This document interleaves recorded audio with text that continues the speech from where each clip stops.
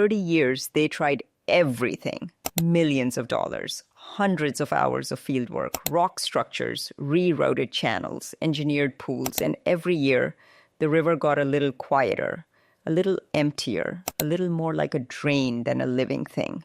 Then, on one October night in 2023, 7 small animals were released into a mountain meadow in California. They were not scientists. They had no funding, no plan, no models. They just got to work. Within 18 months, the water levels had risen. The birds had returned. The river was alive again. And the scientists who had been fighting that landscape for decades stood at the bank, watching a 100-meter dam built by animals the size of a toddler, and had to admit something uncomfortable. The beavers had done what they couldn't. Here's a fact that should stop you cold. Before European colonization of North America, there were somewhere between 60 and 400 million beavers living on that continent alone. Across Europe and Britain, millions more. Every wetland, every flood meadow, every salmon river that ever thrived, they were all in part the work of beavers. These animals had been engineering water systems for millions of years before the first human ever picked up a rock. They didn't need permits. They didn't need budgets. They built in the dark by instinct, and they were extraordinary at it. Then we found out their fur made excellent hats. Within 2 centuries of industrialized trapping, the Eurasian beaver was all but gone. By 1900, the entire European and Asian population had collapsed to just 1,200 individuals, 1,200 from millions, squeezed into 8 tiny isolated pockets of wilderness.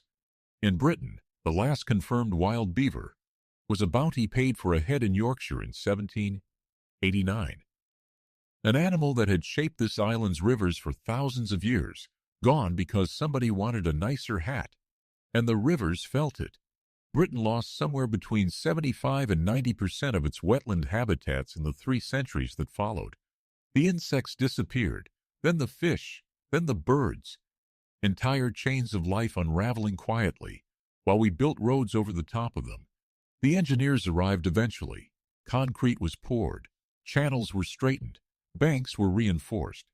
But something about it never quite worked. For decades, scientists have been spending between 2.2 million euros and 31 million euros per square kilometer on formal river restoration projects in Europe. And roughly 1 in 3 of those projects produced no meaningful ecological improvement. Some made things worse. You have to sit with that for a moment. Billions of euros. Decades of effort. And the rivers were still dying. In 2013, on a river in Devon in the southwest of England, a cameraman filmed something that shouldn't have been there. A Eurasian beaver swimming in broad daylight on an English river. The first wild beaver seen in England in more than 400 years, and nobody had put it there. Nobody knew where it had come from. The government's response was swift. These animals had no legal status. They needed to be removed. But scientists intervened. They argued for a trial, 5 years of rigorous monitoring to find out exactly what these animals were doing to the landscape. In 2015, the River Otter beaver trial began, led by Devon Wildlife Trust and the University of Exeter. Farmers worried about flooding. Anglers worried about their trout. The beavers were felling trees and blocking streams. And change is uncomfortable when your livelihood depends on things staying the same. But stay with this, because the numbers that came back 5 years later didn't just settle the argument. They rewrote it. 2 families of beavers. No salary. No project plan. 4 years. 28 dams built across the tributaries of the River Otter. Just under 2 kilometers of river impounded. Over 1 million liters of new water storage created. In the pools formed by those dams, fish populations were 37% higher than in stretches of the same river with no dams. 37%. Scientists documented trout leaping over beaver structures during high flows, the same trout fishermen had feared would be blocked. Minnow populations rose. Lamprey returned. Otters were seen hunting in sections of the river that had been silent for years. One village downstream had experienced repeated flooding for decades. Despite years of engineering attempts, A series of beaver dams upstream spread the water naturally across the floodplain, and the peak flood flows dropped. And here's what made scientists quietly put down their clipboards. The entire footprint of that transformation, all 28 dams? All those restored pools and teeming fish covered just 1.9 kilometers of watercourse.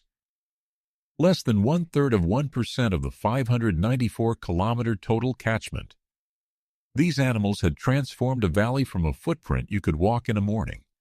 Contrast that with the billions being spent on conventional engineering. Projects costing up to 31 million euros per square kilometer, producing no improvement in 1/3 of all cases. And you start to feel something close to vertigo. Imagine standing in a meadow called Tas Mam Koyom, a name meaning homeland in the mountain Meadow language, in the Sierra Nevada of Northern California. Beneath your feet, the remnants of ancient beaver dams, centuries old, buried in the meadow sediment. This land was taken from the mountain Meadow people nearly 200 years ago. In 2019, it was returned to them. And in October 2023, they brought back the animal the land had been waiting for. 7 beavers entered the water of Tas Mam Koyom.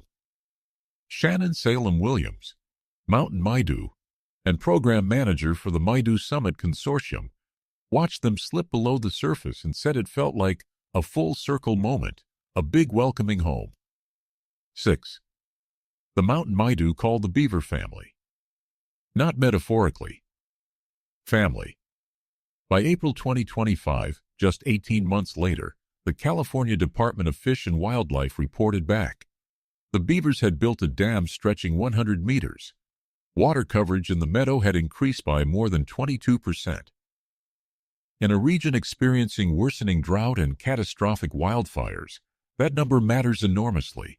A peer-reviewed study published in Ecological Applications in 2025 found that if beavers were fully restored across the Sierra Nevada, they could store 120 million cubic meters of surface water and create 2,200 square kilometers of fire-resilient habitat in the state's highest-risk zones. 200 years of losing the landscape. 18 months to begin getting it back. In 2020, the UK government made the Eurasian beaver a legally protected species in England, 400 years after it was hunted to extinction. 1012. Sweden, which brought beavers back in the 1920s, now counts 150,000 living across its rivers. 10 Germany and Norway reintroduced them in the 1960s, and now have tens of thousands each. Britain, with only a handful of protected animals, is described by conservation leaders as generationally behind. 10. The scientists who spent 30 years and billions trying to restore what the fur trade destroyed are now asking a different kind of question. Not, how do we engineer a healthier river?